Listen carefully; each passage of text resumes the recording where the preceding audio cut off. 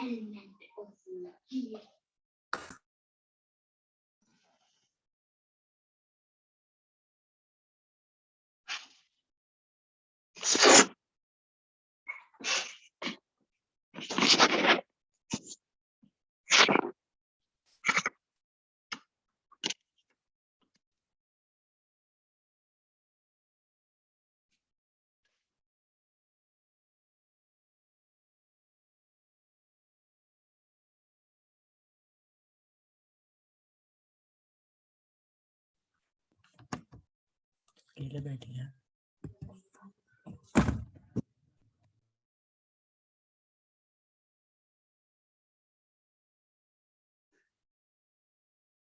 Okay, good afternoon to all of you. Good afternoon, sir. Welcome back. Welcome. I had added some practice problems on the website. I think some of you had tried it, but my request to all of you is visit the site this weekend and try out all the practice problems. So in this subject, it is important to work through the numericals. Otherwise, the concepts are not fully clear to you. So when you work through the numericals, you will begin to connect the physical reality of production, etc., with the numbers, right? So practice problems are very important, and I'll keep adding them from time to time. And I also go in and see how many of you have been able to try it.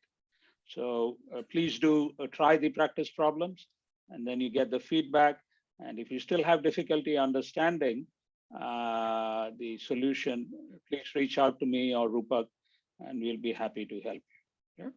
So please try out the practice problems. All right. Today, we are going to launch a new topic, and this is called cost, volume, profit.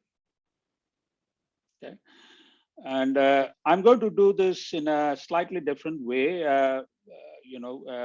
which will make use of Excel, and I find that it's a very useful way to learn the topic, but also to leverage the power of Excel. Any of you who plans to have a career in finance will encounter Excel sometime. I mean, even though there are many other packages available now, but Excel always comes back somehow. The idea of the spreadsheet is very powerful in organizations. So this will also be an opportunity for you to use Excel.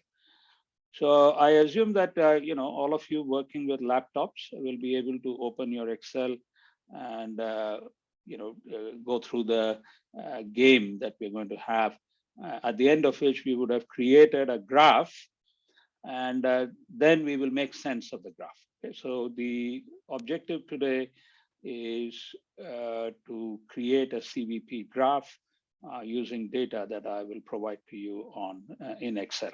Okay. Now let's set up a background.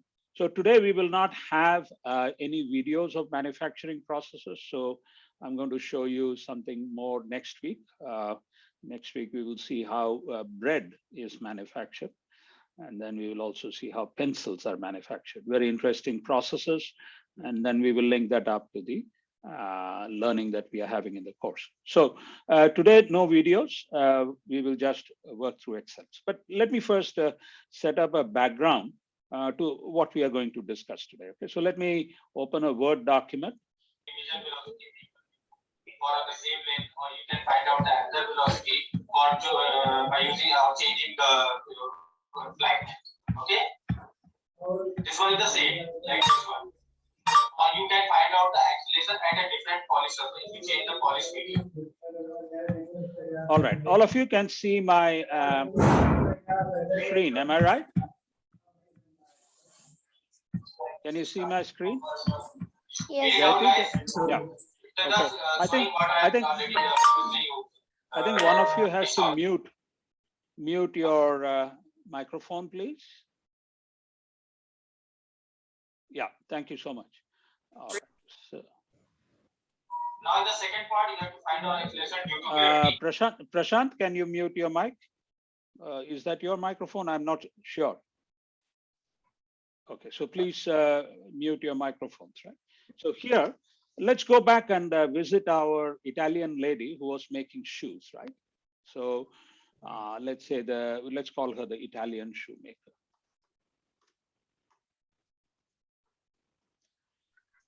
And we said that, her costs come from a variety of elements, right? So let's say, we want to,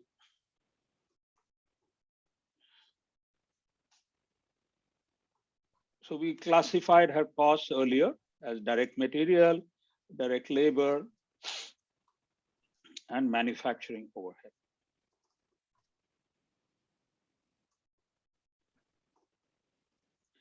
So when we do this classification, we are trying to understand,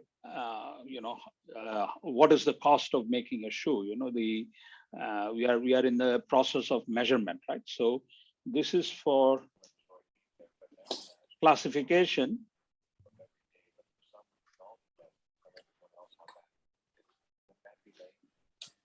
So this is classification for measurement, right? So today we are going to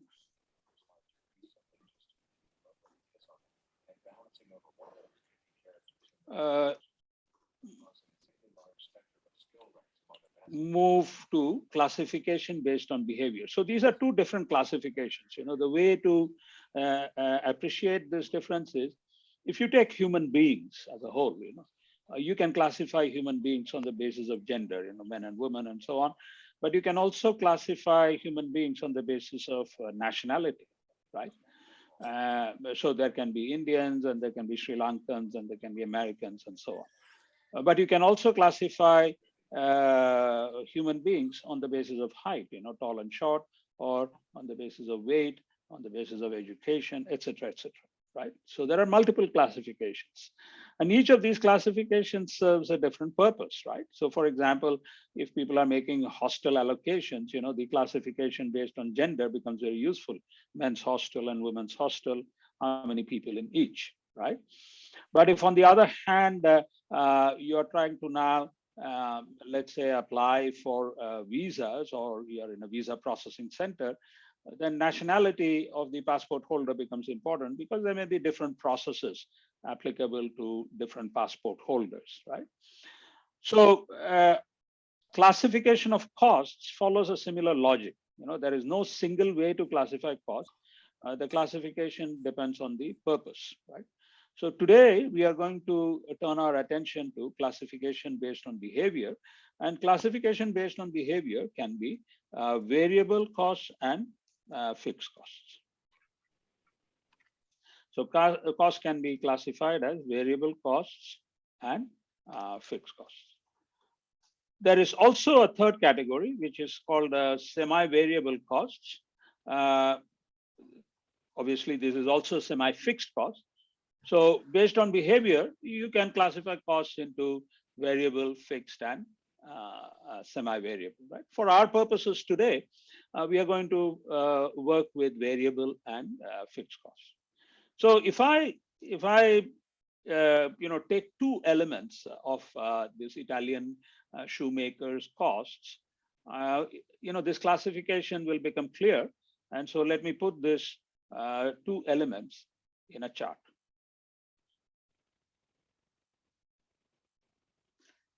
So for example, if I were to say a leather, right?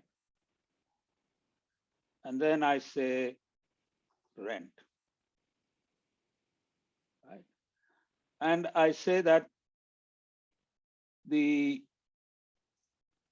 volume in her business is measured in terms of number of shoes produced.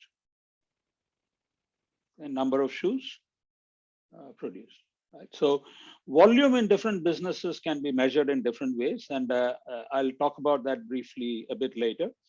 But for the purpose of this Italian lady's business, number of shoes produced, right? That's a good basis, because what she does is make shoes, right?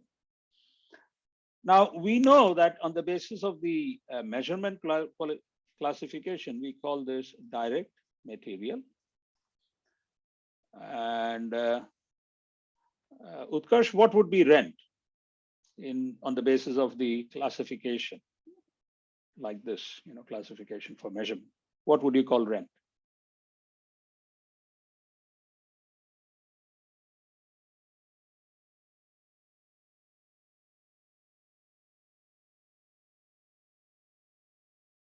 Lakshmi, go ahead. What is rent? So manufacturing overhead. Yeah, absolutely correct. So rent would be manufacturing.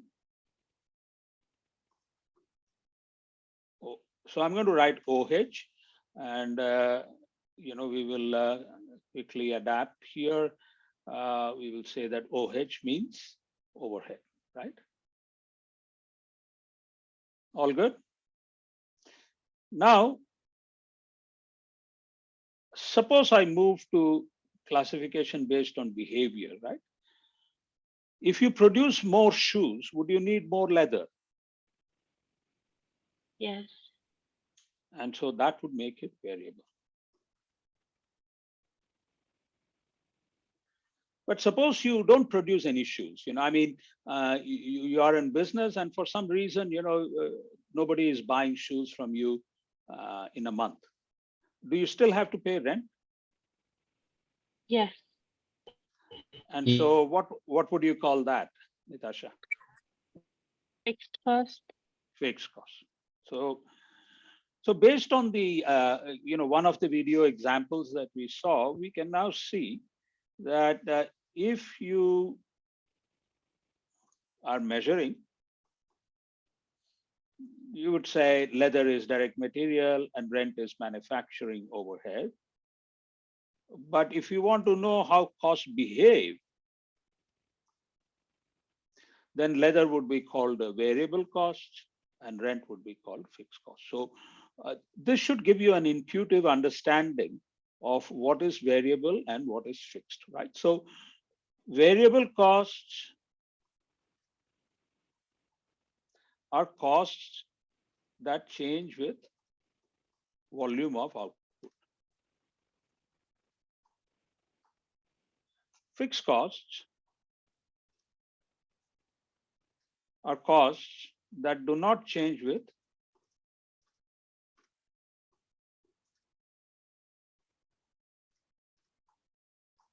output within a limit. Okay, so you can't say fixed costs are fixed forever. If Saskia's business starts to boom, she may need to rent a second shop, right? So that means, if the space is not enough for her to produce the number of shoes for which she has a demand, she can't keep the rent fixed. So the rent will increase. But that's a different situation, so we will discuss that in the sessions to come, right? So in a way, the rent defines her capacity, right? So with one shop, she may be able to produce a certain number of shoes, but if the volumes increase a lot, then one shop may not be enough. So what we need to understand is that fixed costs are fixed in the sense they do not change with the volume of output, but within a limit, So we can't say that fixed costs are fixed forever. So this is our intuitive understanding of fixed and variable costs. This classification is extremely useful in management decision making. Okay, so we will take this in steps. So I'm going to take you through some elementary examples, and then finish the graph by end of today, and then we will take the next level and start to talk about how to use this in a decision process, and close the topic probably next Friday with a case discussion involving a business. Okay, so intuitively, yes, go ahead. If you could explain what semi-variable cost is. Can you repeat that? Sorry, I missed you.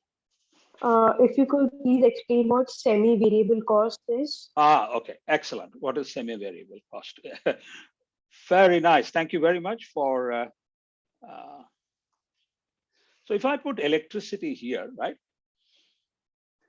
Now imagine Saskia's shop, right? So this is why these videos are useful, so you can visualize. Now Saskia has no business, right? So nobody has given her an order. Okay? Does she need electricity? So she's not manufacturing any shoe. Does she need electricity? No. What is your take on this? Disha, what do you think? Does she need electricity? Yes, sir. I think she will. Yeah, and why is that, Disha? So, because if she's manufacturing shoes, there's bound to be some factory power electricity cost. Yeah, so what we are saying now is that she doesn't have any orders, right? So she's sitting idle. Now, do you remember her shop? How it looked. So imagine she has no work, and no customers, no orders. Does she need electricity? No, sir. Then she doesn't. Anyone care to differ? Have an opinion? Alternative?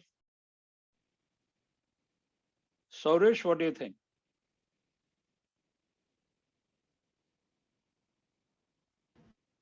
Sir, I Sir, think she'll need, sir. Okay, why is that?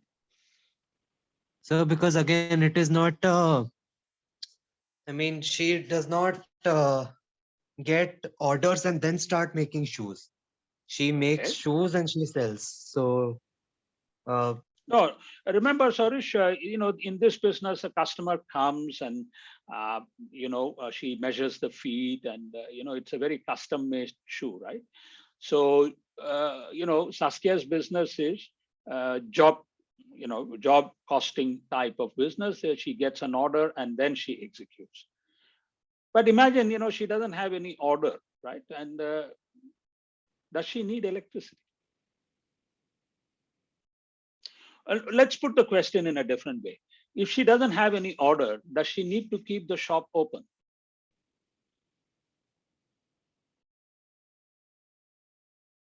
Do you need to keep the shop open? Yes, son.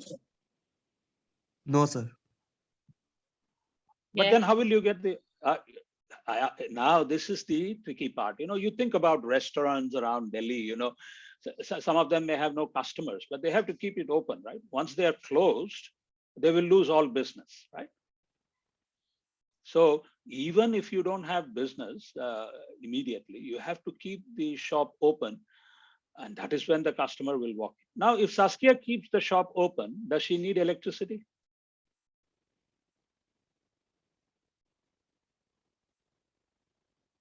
Imagine her shop. Does she need? Huh?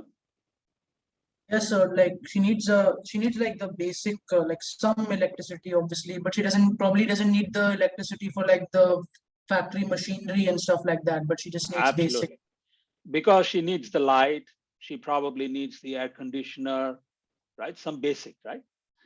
But when she starts manufacturing, she will need more electricity in the production, right? So what does that make electricity? Is it a fixed or a variable?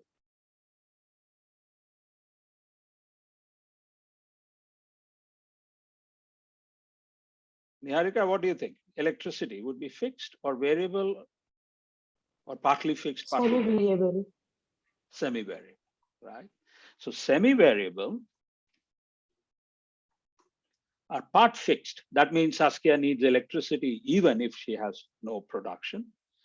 But on the other hand, if she has production, she needs more electricity. You got it? But that same doesn't apply to rent. The rent is a fixed amount per month. So if she produces X shoes or X plus 2 shoes, the amount of rent is fixed.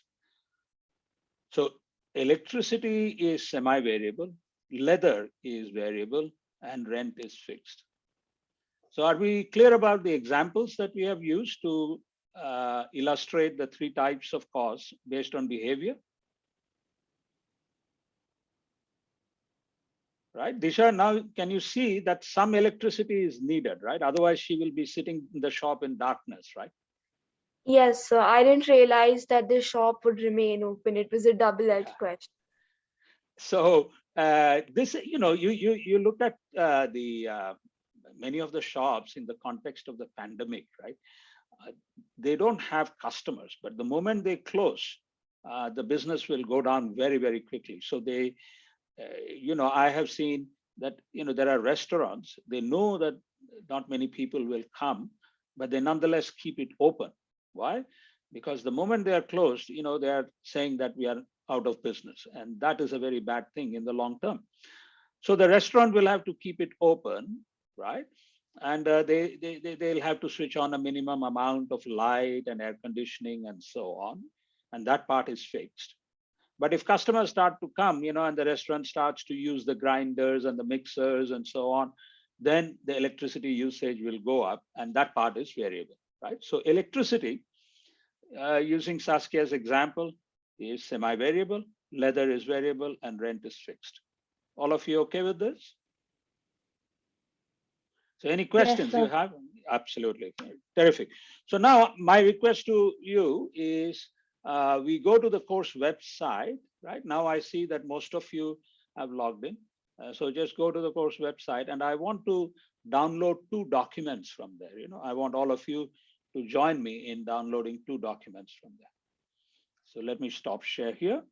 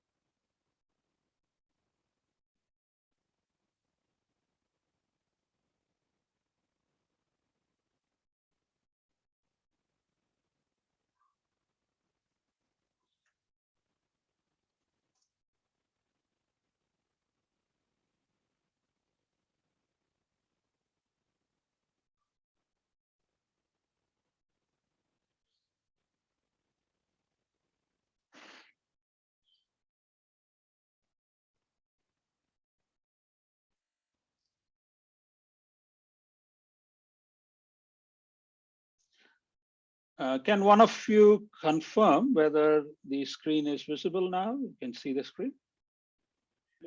It is visible, sir. Fantastic. So now we are going to use today 2 files. There is a file here called cost volume profit relationship. It's a PowerPoint file. And then there is a file here called CVP, the Excel way. Yeah? And the CVP, the Excel way, is the one that we are going to use in order to build the whole model, draw a graph, and get some basic understanding of what it means. Okay. All right, so let's open this cost volume profit relationship.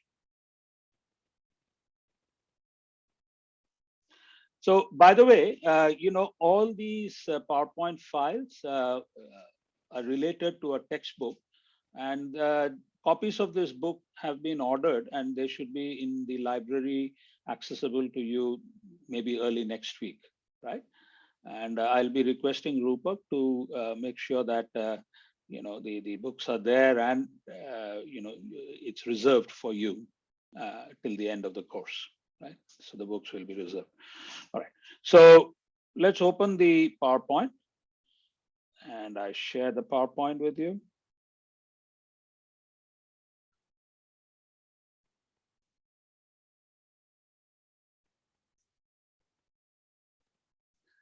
Now you see on the screen, you have sales and variable costs, and then there is an item called contribution margin.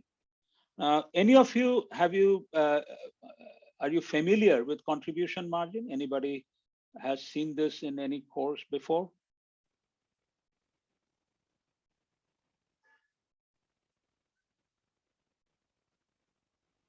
So I take it that you're seeing it for the first time. So how to think about contribution? Contribution is one measurement of profit. Okay, contribution is one of the way to measure profit. All right. Now you're all familiar with the income statement, right? So in the income statement, you can measure profit has gross profit, operating profit, pre-tax profit, net profit, and so on. In addition to all of that, we now have contribution. Sometimes, people confuse contribution with gross profit. Let me tell you at this point that gross profit and contribution are very, very different. Okay? Gross profit is calculated as sale minus manufacturing costs. Here, contribution is calculated as sale minus variable cost. So that means, variable costs can include both manufacturing and non-manufacturing costs. A good example would be sales commission. Sales commission is a non-manufacturing cost, but it is a variable cost. So contribution is not the same as gross profit. So the financial statements that you studied in the first term, they're called the income statement, right? Here, what we are looking at is called a contribution statement. A contribution statement has this structure: sales minus variable cost equal contribution minus fixed cost equal the net income. Okay, so this is a simple contribution statement. Okay? This is a simple contribution statement. Now here you have something called the break-even point, and that is what we are going to discuss in today's Excel Sir, exercise. Yes, please. sir, Go ahead. I couldn't hear what you said about contribution margin. Can you repeat it? Sure. Sales minus variable expense is contribution margin, correct? So this is a definition. Yes, Charvi? Is that okay? Now the So point, yeah, go ahead, Charvi. So not Charvi, this is Lakshmi. Okay, sorry, Lakshmi, go ahead. No, sir, I just wanted to say I'm not Charvi. Okay. So you asked the question about contribution margin. Is that right, Lakshmi? Yes, sir. Okay. So what I want to say here is that by definition, contribution margin is sales minus variable costs. Okay? Sales minus variable costs. And at this point, what I would like you to remember is that contribution is not the same thing as gross profit. You got it?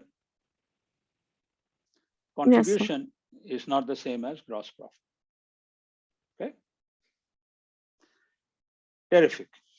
So the break-even point is one of the concepts that arises from this contribution statement, and it is the volume of activity where the profit is zero. Right? Profit is zero. And this is where we are going to jump right into the Excel file. You will do an exercise. I'll give you the steps to do that. And after you finish this, we will finish the contents of the rest of the Excel file. Okay. So let's go to the course site again. Let me stop share here. All right.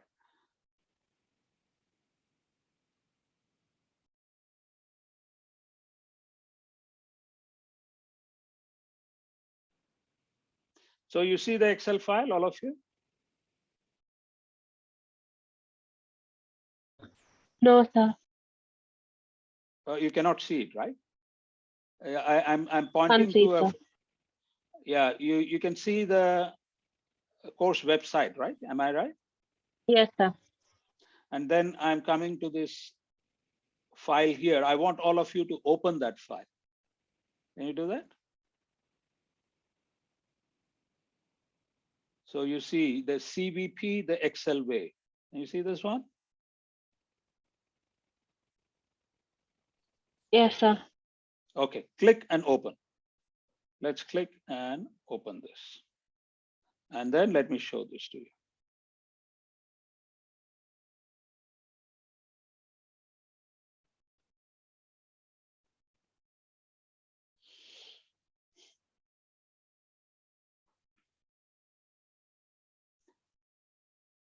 Excel file clear to all of you, right?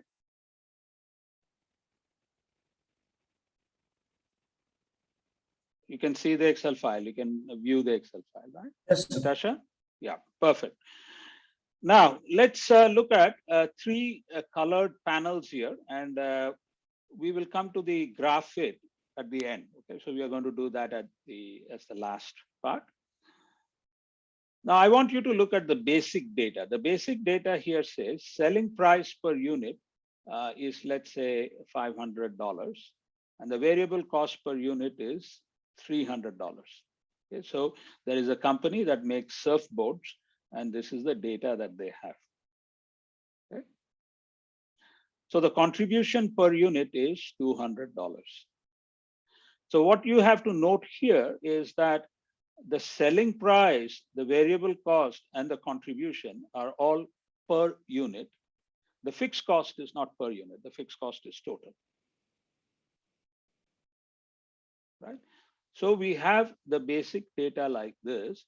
I want you to do a very simple exercise. You know, here we have the what we call as the projected volume. Right? So the company is doing some planning, and they want to ask themselves, okay, if we sell 200 units, right? If we sold 200 units, what would be our profit?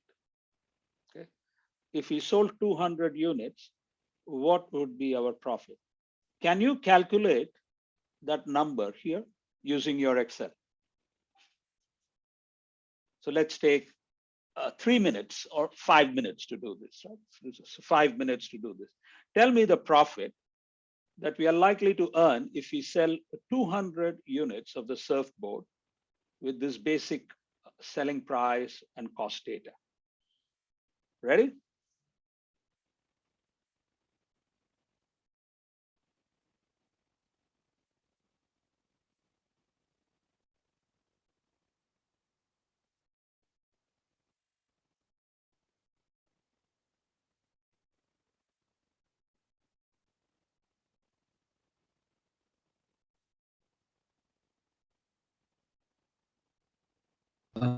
Sir, Go ahead. do we need to find the graph also? No. I'll take it step by step. You know, I will take you to the graph, but at this stage, only the profit for 200 units. Anybody care to tell me what is the number if you've done it already?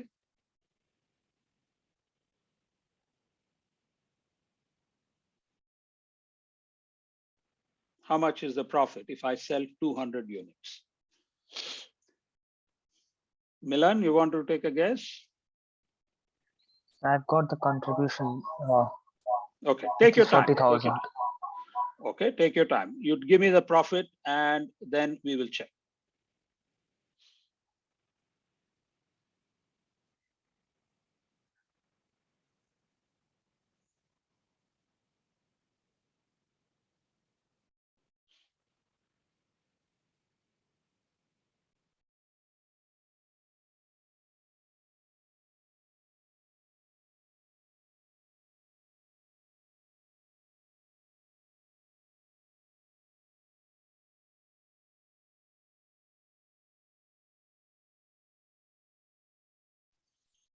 So I got a loss. You got a loss? Okay. How much? How much is the loss? 80,000. 80,000 loss. Huh? Okay. Any other answers?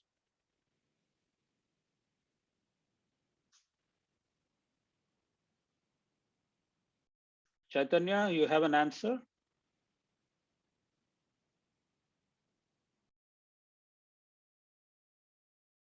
I'm also getting the same thing. How much is the loss? 80,000. You're getting a loss of 80,000. Okay. Anybody with a different answer?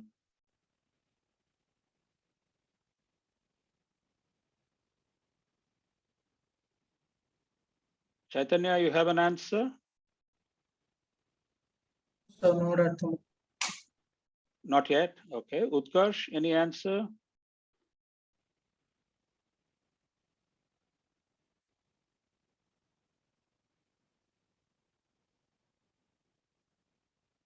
All right. Tanisha, Answers? Sir, Utkarsh has some connectivity issues, sir. Okay, He okay. messaged me at the start of this. Not a problem. Not a problem. So even I got a loss. How much? 80,000. Okay, now if everybody says 80,000, it must be correct, right? So let's check. All right, so how are we going to do the sales? Watch this. I would take the volume, right? Use the formula, okay? And my request to all of you is, if you're using pen and paper, shift to the Excel, right? It's always a good skill to have, to play around with the Excel and do your numbers on this. So 200 multiplied by 500. So this will be my sales. Anybody get a different number for sales? Everybody get the same? Soresh, you get this number?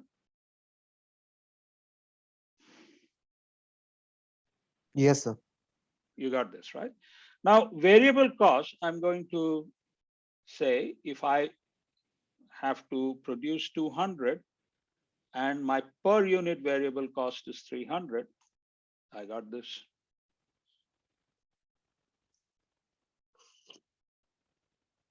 So my contribution is this minus this. So Milan, you're right? You got a contribution of 40,000. Am I right? Yes, sir. Okay. Now the fixed cost is the same. No matter what is the volume, the fixed cost is going to be 80,000. So how do I calculate the profit? I take the contribution minus the fixed cost, and I get minus 40,000. But many of you got 80,000. Can somebody explain to me why you got 80,000? Can you tell me how you got 80,000? Sir, I included the variable costs as well by mistake. You So basically, I subtracted 60,000, 40,000, and 80,000. 60,000, 40,000? No. So this contribution is derived as a difference between selling price and variable cost. Everybody got this now? You can see why it cannot be 80,000, right? You should not get a loss of 80,000. The number should be a loss of 40,000. Are we okay? So let me pause here and let me check with you if any of you has questions. So I'm going to insert a comment here. So the comment says that contribution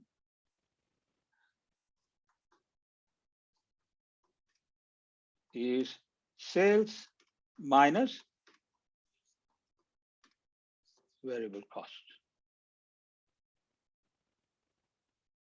All of you note this.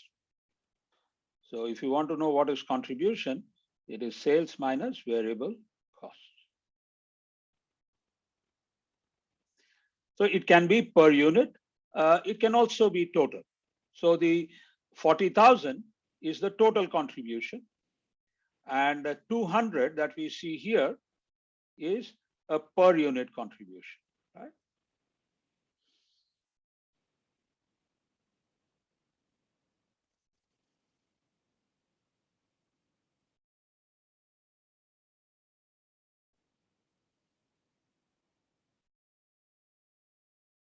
So it should not be difficult to do for 300. Would you like to try how much is the profit at 300?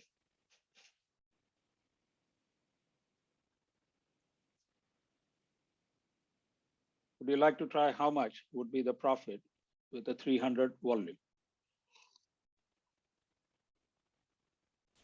Minus 20,000. Minus 20,000. Who is giving me that answer? So Vikas. Vikas, thank you very much. Let me check. I do 300. So this is my sales. Then I do 300. and then I do 15 minus 9. And now the fixed cost, no change. And so if I do contribution minus fixed cost is profit. All good? Excellent. Thank you, Vikas. Well done. So I'm going to now say that profit, here is another note I'm going to add.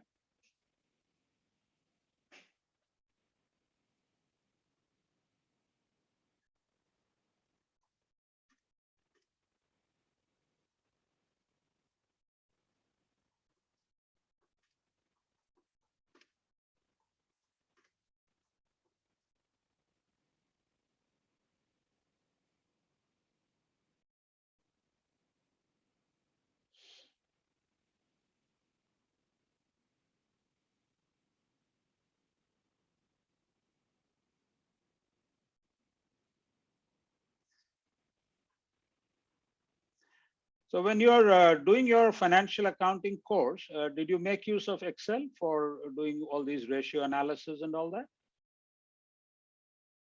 Yes, sir. Fantastic. So you are very comfortable with Excel, right? So it should not be a problem for you. All right. I'm going to do 2 more, after which, I will drag the formula, right? So let me go to 500. Please tell me the profit when the volume is 500. It's 20,000, sir. 20,000. Excellent. So is that Vikas again?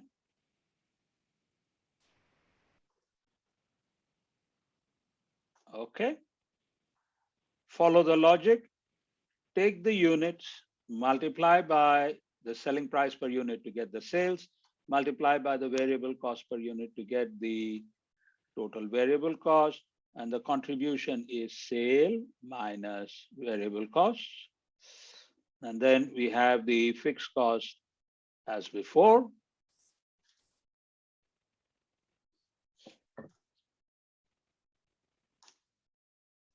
And so it's 20,000.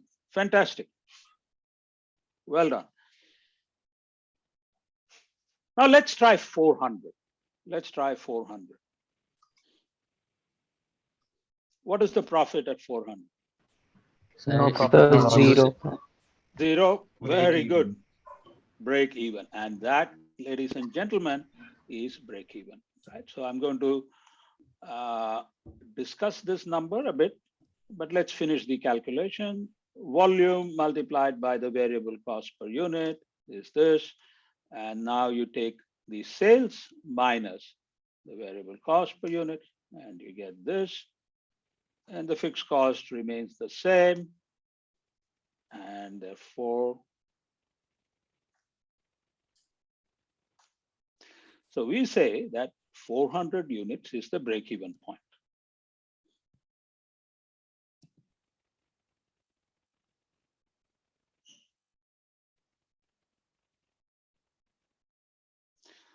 $400 units.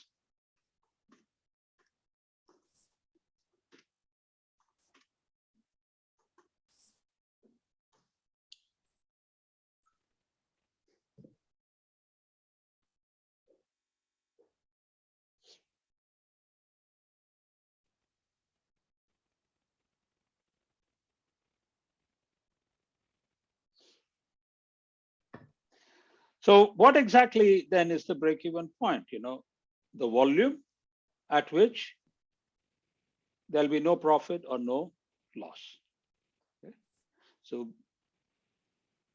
we call this BP, BEP or BEP.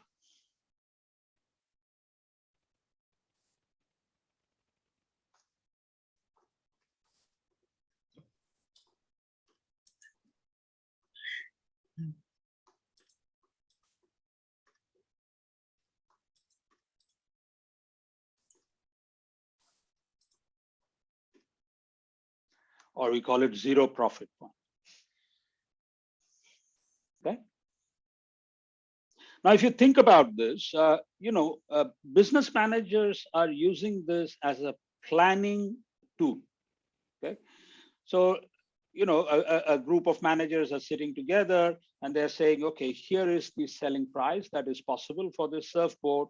And then the production manager, the marketing manager has come up with a selling price. So he says, boss, we have done the market research and we are sure that we can sell this for 500, not more. Okay, we can sell this for 500, but we cannot sell it for more. Then everybody turns to the production manager and he says, yeah, I can tell you the manufacturing variable costs and the manufacturing fixed costs. And then say, okay, let's take that data and then add the fixed costs from administration, fixed costs from selling, and also the variable cost from administration selling. Let's classify all of this. And it turns out that the variable cost per unit is 300. And then the total fixed cost will be 80,000. So with this basic data, the managers forecast that they need to sell a minimum of 400 units. So normally, the usefulness of break-even point is to set a goal for yourself, right? So if you are launching this new product, let's say it's a new product, surfboards, then you're going to sit down and say, guys, we got to hit 400. Otherwise, we are going to run a loss. Okay. Now, it may well turn out that the top management may say, okay, never mind, even if you run a loss for a couple of years, it's okay, but know your break even and try to reach break even within 2 years, and that will be fine too. But whatever is the decision, you got to know what is the break even point, right? And that is the usefulness, the major usefulness of break even point. Of course, you also calculate the break even point after the performance is done, after you have produced, after you have sold, etc. And that is useful as a way of reporting what happened.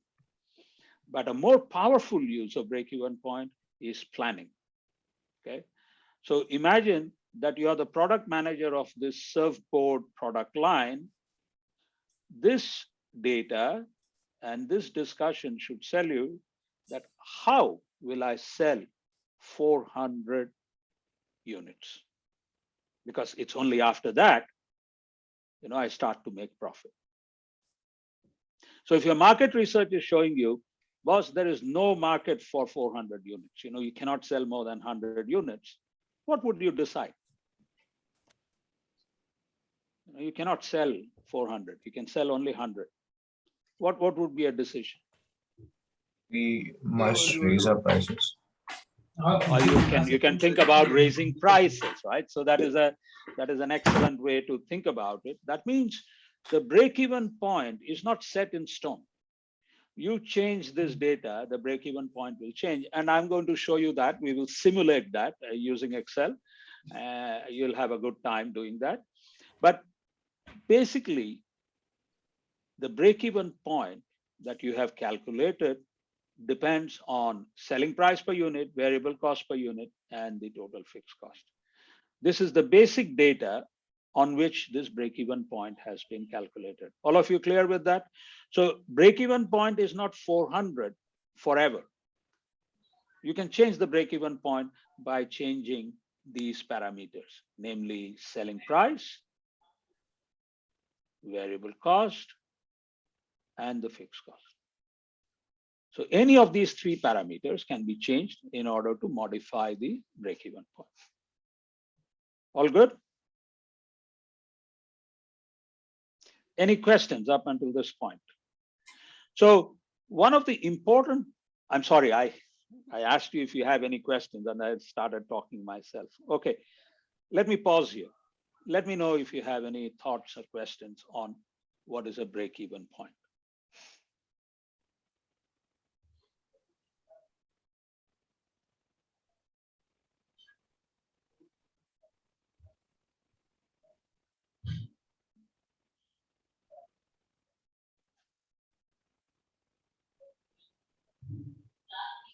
So it's pretty clear.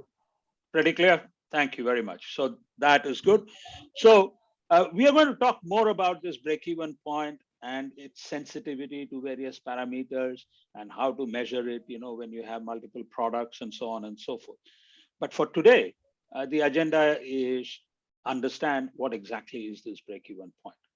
It's a number that you need to cross in order to calculate, in order to start making a profit. So you can say that my break-even point with the current set of parameters is 400 units, but you can also say that my break-even point is $200,000 of sales. So break-even point can be expressed both in units and in dollar of sales.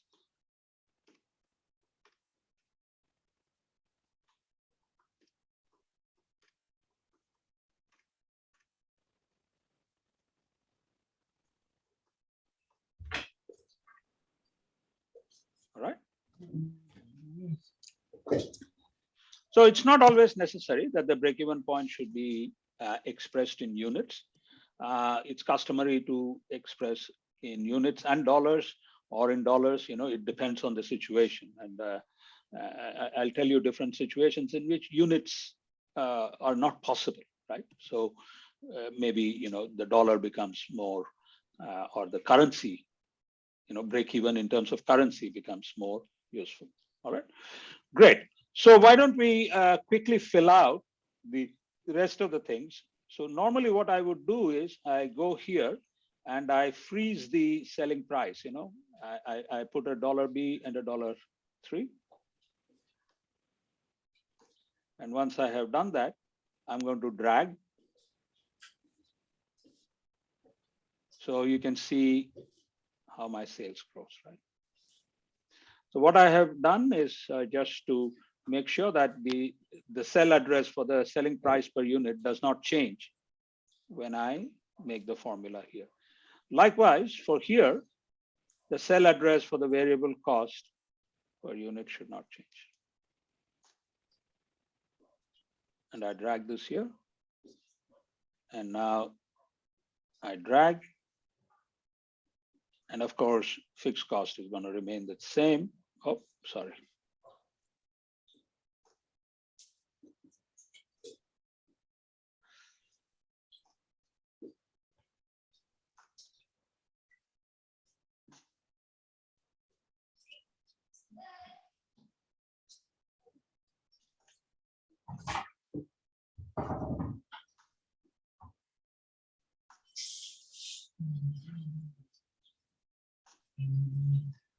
So we got a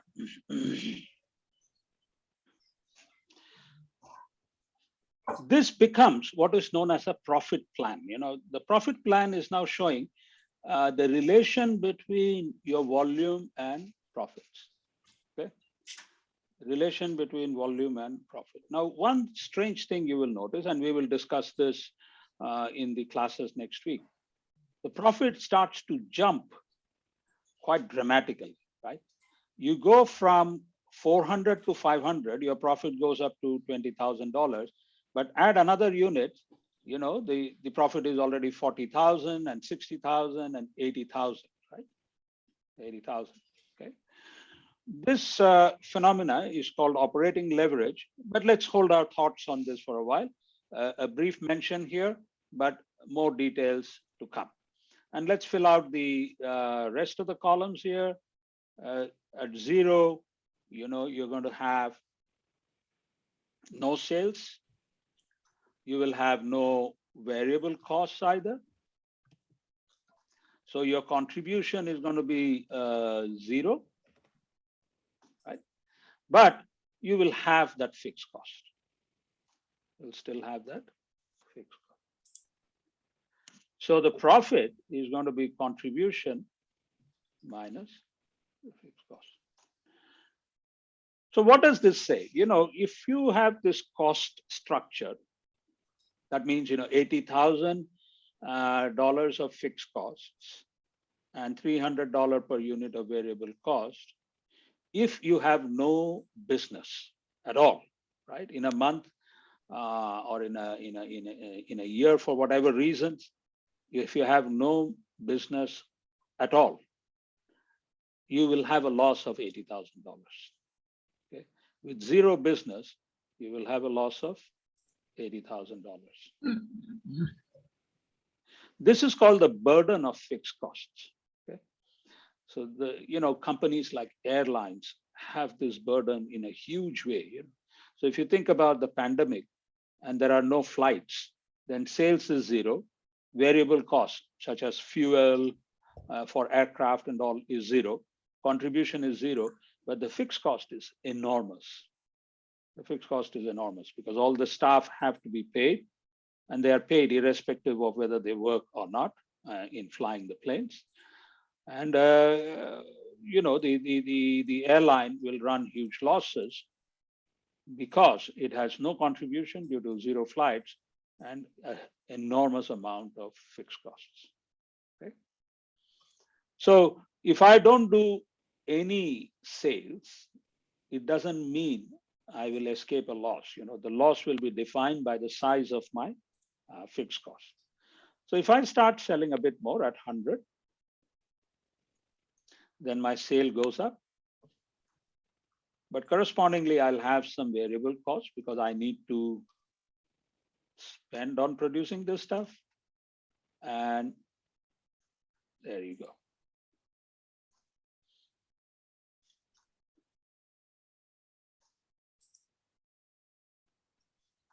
So the contribution now is. So you see this 100, 200, 300 units still don't make any money. You still don't make any money. At 400, you are breaking even. And then 500 up, you start making profits. Okay? You start making profits. So this chart, as you can now see, is an outstanding planning tool. For example, if you're launching a new product, the company senior management may say, okay, in the first year, you can sell only 100 units. No problem. Right? We are going to invest in this product. We are going to wait till we capture the market. But in the first year, we know you're going to make a loss of 60,000. I'm okay with it. Right? This 60,000 loss becomes an investment in developing the market. Okay? So the question for the management is, how much losses for how many years do I have to incur before I break even and start making money? In some cases, like automobiles, for example, companies may wait for a long time, maybe 3-4 years before they hit this break even. So the fact that you have a break even volume here does not mean you're going to hit it in the first year of business. Need not be that way at all. Okay. So in some businesses, break even, this volume will be reached after many years. But companies know that and they are ready to live with this loss. And that becomes an investment in developing the market. Right? So the planning aspect of break-even point is just to make you aware, right, what you can expect. Okay. So if your marketing team comes back to you and says, we'll put in our best effort, but we can just do 100 units next year, you say, fine. That means, I need to bankroll you. I need to support you because you're going to make a loss of 60,000. I got to get this money from somewhere and fund you, right? So if you make a loss, that means, I have to borrow money from the bank in order to fund you. So you can see that when you say market development expenses, not product development, right? So product development is all done and you're ready to go. But now your market development simply means that the time that it requires for you to break even, and in that time, how much losses are you making? Okay. So it is good to look at the points beyond the break even, and that is what all managements would like to do. But it's not unusual for many companies to live below break even, knowing that they have a plan to hit the break even and then start making money in future. Okay. So look at break even as a planning tool, and do not say that if a company is operating below break even, it's doing bad business. It may not be. The company deliberately wants to make losses, and then they will make profits in future. A classic story of this is, Procter and Gamble, the famous, home product, cosmetics and personal hygiene product company. In Japan, they broke even after 12 years.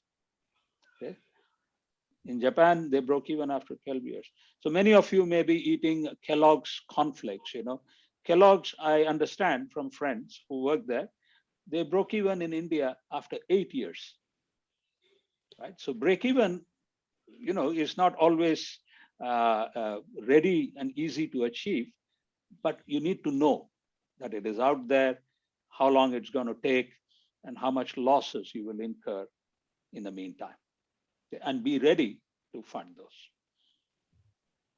So please do not jump to a quick conclusion. I'm not breaking even, so I'm not doing well. Okay, not breaking even can be very much a part of your plan. Okay, I'll get there, but maybe not next year. Pause here. Any other questions till this point?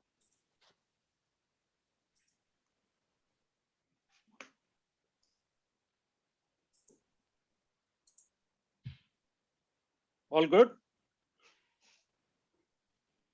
Yes, all good. Terrific. So let's now graph it. Okay, so I'm not going to hide all the comments, and I'll share this file with you after we are done.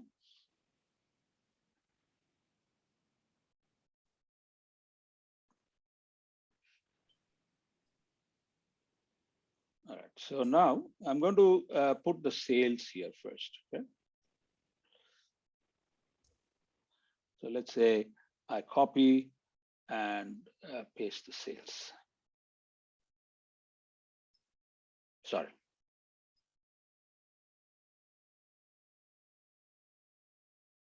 So I paste special as values. Then I take the total costs. So the total cost for me is the variable cost plus the fixed cost. And I drag this. And let me insert a comment here for those of you who want to get the definition right. So total cost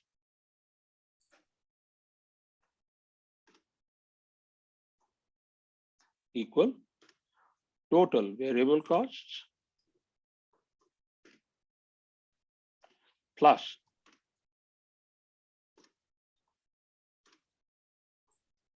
total fixed cost.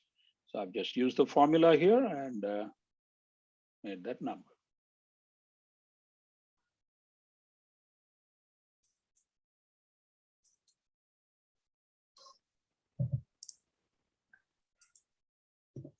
Done.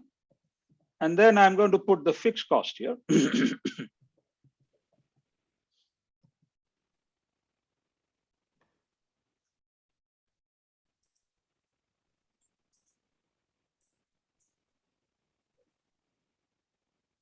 And then I put all the volume here. Okay.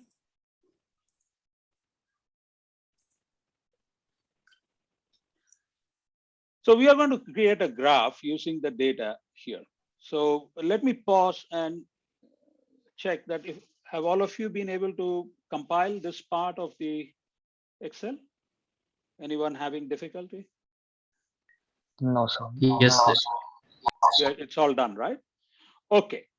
Now, what I would like you to do is highlight this and insert a graph as a line, okay? Insert a graph as a line, and you get this. So you should be looking at something like this.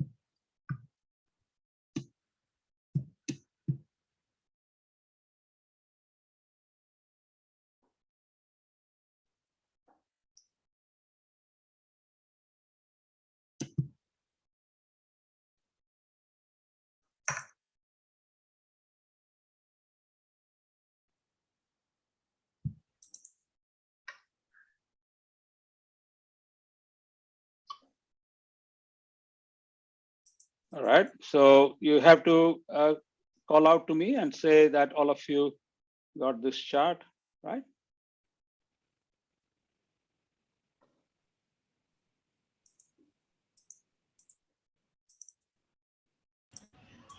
Yes, sir, done. Done, right? Perfect, perfect. Now we are going to discuss this chart a bit. And I will use the Word document. Now, all of you have this chart in front of you as we start discussing some questions around this. Okay? So keep this chart in front of you. Now you see there is a line here, there's a line here, and so on. So I'm going to copy this chart and put it in a Word document.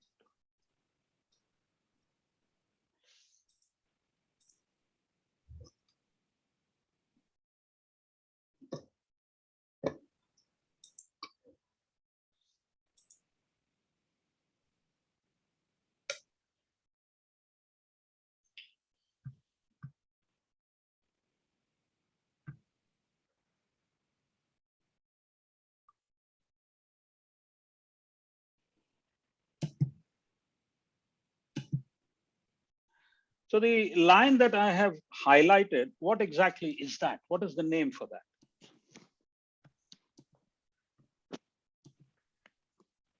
Fixed cost. Fixed cost. Absolutely correct. Absolutely correct. So the fixed cost comes out as a flat line. Okay? The fixed cost comes out as a flat line, which means that, you know, as the volume changes, right? When the volume changes, the fixed cost does not change. It remains fixed. Okay? So the fixed cost is a flat line. All right. Now I highlighted a second line. And what would that line be? Total cost. That is a total cost. Absolutely correct. So what is the minimum total cost? What is the minimum total 80,000. 80,000. Yeah. All of you note this, that the total cost starts at 80,000. It doesn't start at zero. Okay. Total cost will start at 80,000. It doesn't start at zero. Why? Because even with at a zero volume, you need to incur the fixed cost of 80,000. So the total cost, minimum total cost is 80,000. Okay. So this is why, you know, sometimes when you do a startup business and all that, you try to minimize the total cost, minimize the fixed cost, right? Sometimes a good idea, not always a good idea. So, you know, it has its pluses and minuses, but basically, you know, yeah, Lakshmi, go ahead. So I'm sorry for linking two subjects, but this is the same diagram we learned in macroeconomics for supply demand investment curve.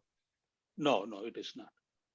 This is So, different. so the fixed investment line, the supply demand line. Which is the supply line? The sales, you mean? Yes, sir. And which is the demand line? So the line which starts from zero. So the line which starts from zero is the demand line. So Lakshmi, let us look at it this way.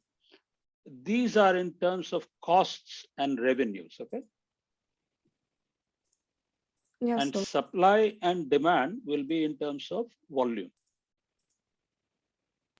Yes, sir. So the way to see the difference, Lakshmi, is like this. This is telling you costs and revenues at different levels of volume.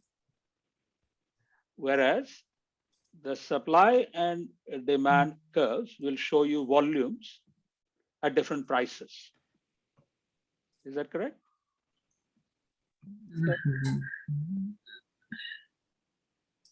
You see the difference? Yes, please. Okay. So take a little time after today's class to reflect on this. And then if you still have any questions, if they still look very similar, please do write to me, and also we can discuss in the next class. Okay. Okay. So remember that the volume here is on the x-axis. So whenever you draw a two-dimensional graph like this, and let's say you call this x and this is the y, right? So if you want to know what is the cause and what is the effect, right? Cause and effect. So the x-axis is the cause or is it the effect?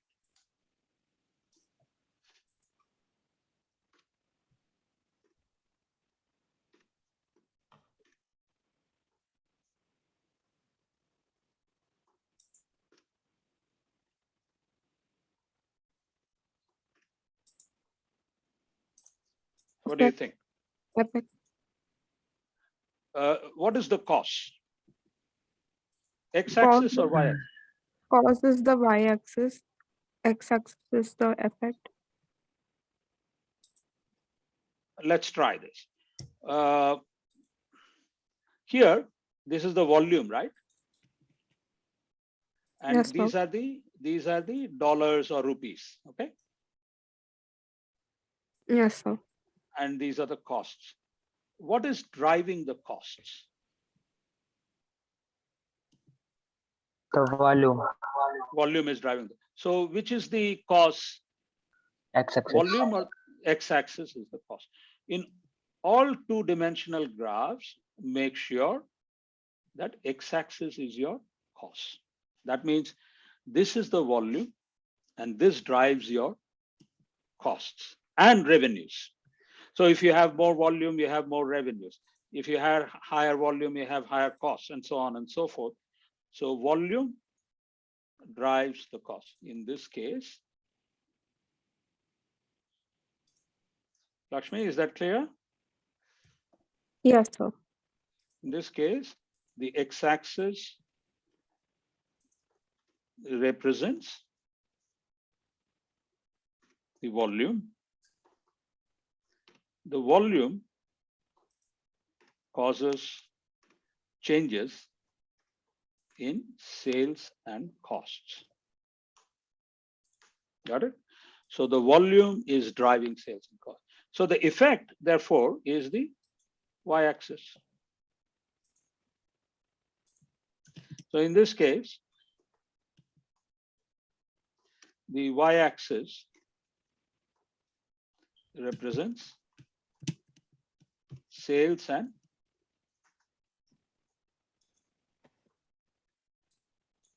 costs, right? These are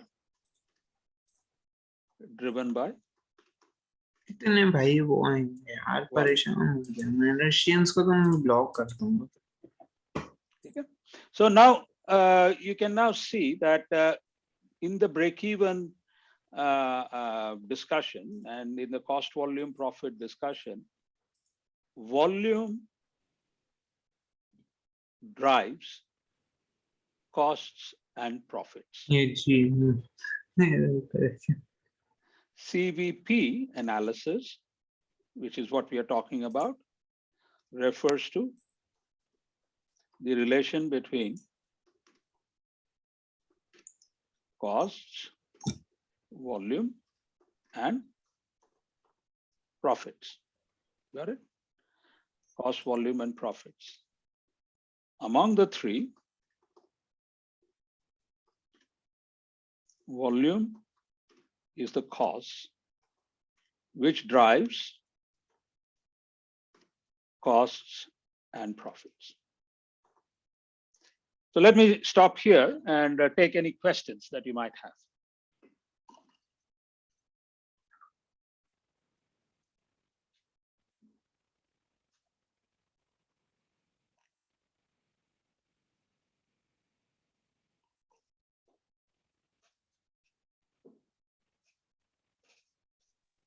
Sir, Yes, go ahead. can we also mention in effect that profit increases with increase in the volume? Profit Because you increases. indirectly mentioned that the sales and cost increase, but not profit. So can we mention that as well? Sure. Okay. Excellent point. Let me go back to the Excel file. Let me stop share here. And let me go to the Excel file.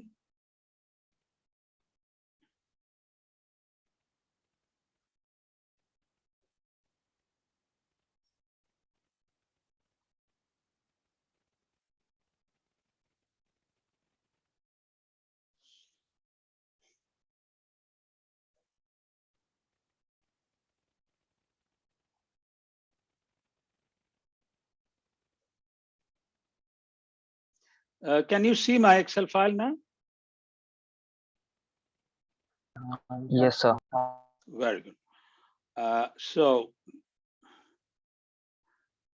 let us see what happens to the profit.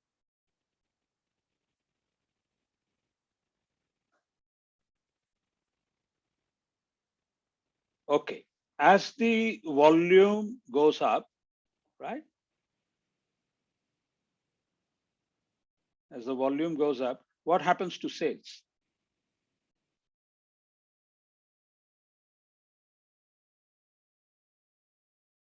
Sales increase. Sales increase. Absolutely correct. So as the volume goes up, sales goes up. The other way is not correct. As sales go up, volume go up is not correct. If you sell more, sales will go up, right? Therefore, the volume drives the sale. Can we say that? Yeah. So cause and effect is volume, sell more. Then you will have more dollar or rupee of sales. Then as volume goes up, what happens to costs?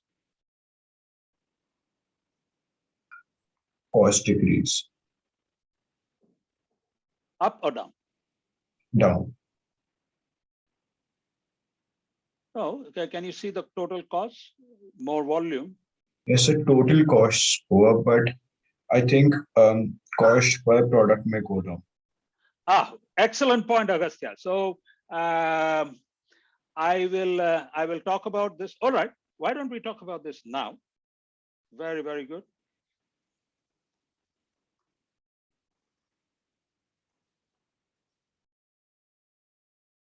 So I'm going to take the total cost and divide it by the volume. All good?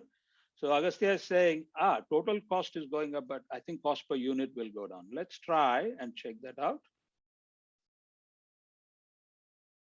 That is true, right? That is true.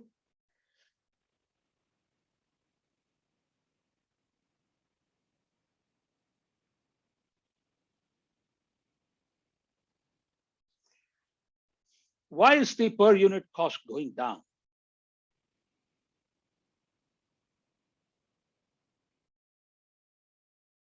Why is the per unit cost going down? Anybody venture a guess?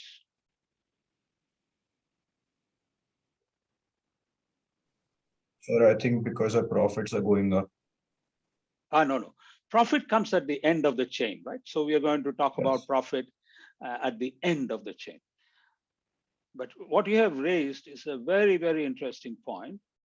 And I would like the class to think about this, So what Agastya said, yes, go ahead.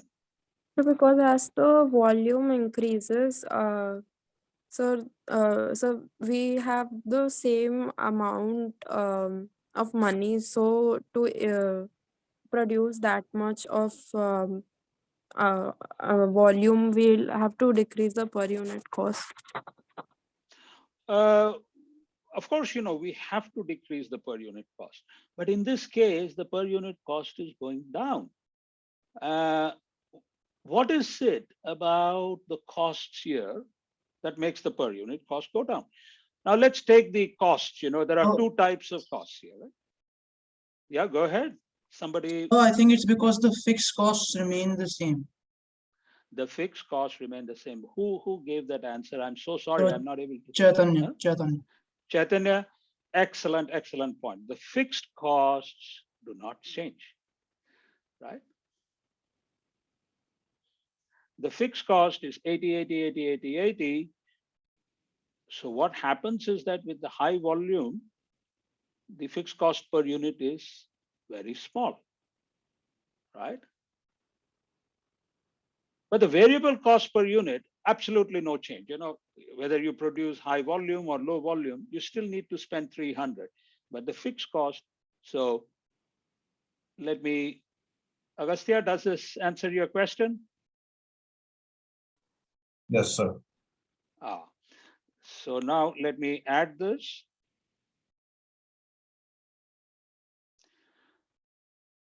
The per unit cost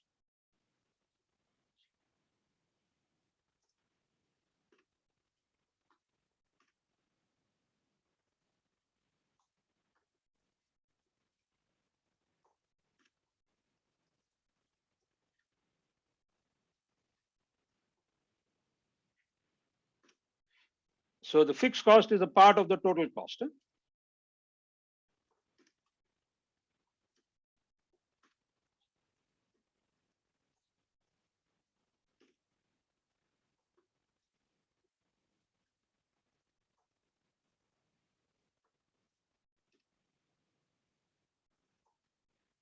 Irrespective of the volume, the fixed cost remains the same. Very good point, Chaitanya. Thank you very much. So you see here that even though the total cost increases, the per unit cost keeps going down. Even though the total cost increases. So you can see that the total costs are going up, but the per unit costs are going down. And what is the reason for that? Because the fixed costs do not change. And so when the volume increases and the fixed costs remain the same, the per unit cost goes down, right? Now we come back to profit. I think one of you asked me about the profit. When the volume goes up, what happens to profit? And the volume increases, what happens? Can you repeat that? Sorry, I missed. It increases. It increases or it goes up, right? So let us put it this way. An increase in the volume, left to right, will increase the total cost, will increase the sales, and it will also increase the profit. Okay. Increases in volume will increase sales, will increase total costs, and will increase profits.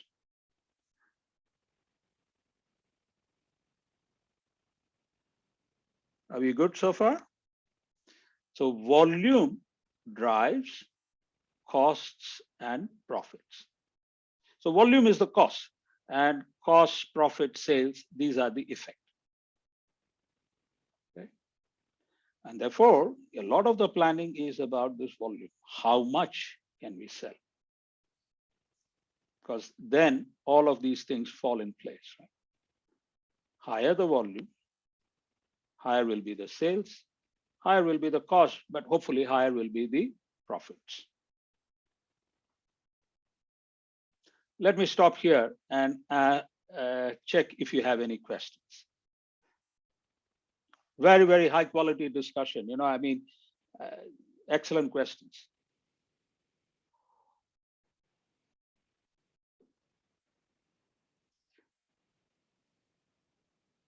Any questions up until this point?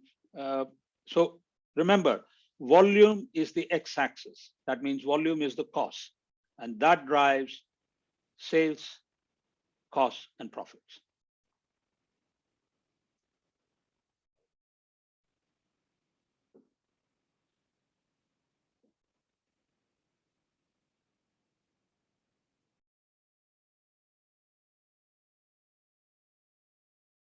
Shall we move to the next step? Ready?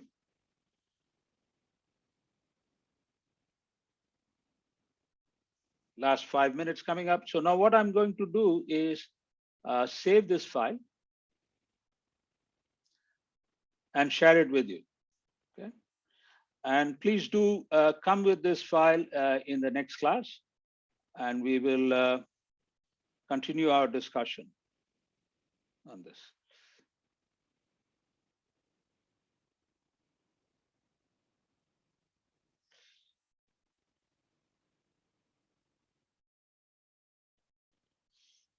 Okay, now let Excuse me, me, sir. yes. So can you please open the Word docs that you were sharing? Yeah, absolutely. I'm coming to that in 1 minute. Let me send you this Excel file first, and then I come to the Word doc, okay? So can one of you confirm if you got the file, Excel file?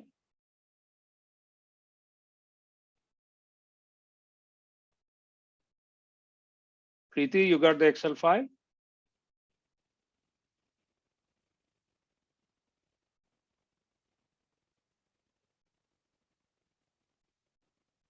Got the file, sir. You got the file. Thank you. Yeah. Now I come back to the Word doc.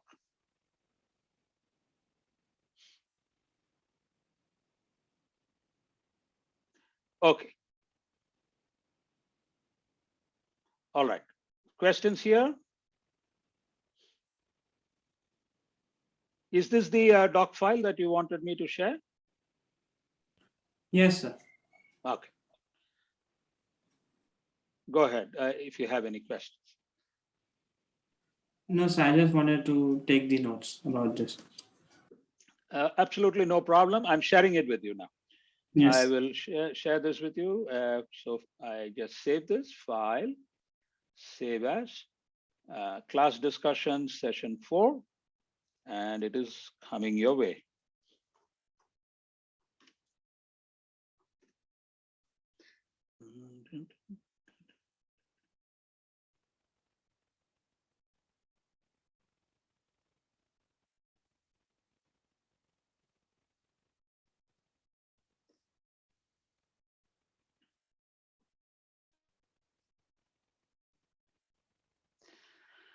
All right, so excellent coverage today. I think, I covered a bit more than what I had planned, thanks to very, very good questions from all of you.